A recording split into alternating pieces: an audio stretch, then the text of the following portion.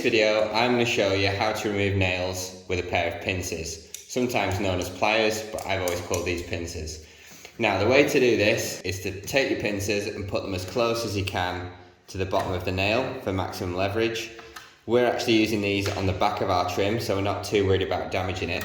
But if you are worried about damaging your workpiece, then it's always worth adding a sacrificial packer behind, and then you can lever off it. So you want to squeeze your pliers around your nail, and then you just want to get it as close to the bottom as you can, and then it's just like a rocking action to lever out the nail.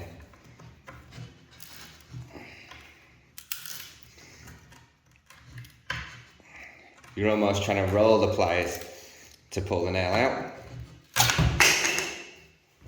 And then once you've removed your nail with your pincers, you can throw that in the bin. So I hope that video has shown you how to use pincers to remove an old nail. If it's helped you out, drop us a like, and if you want more tips, subscribe to the channel. Thanks for watching.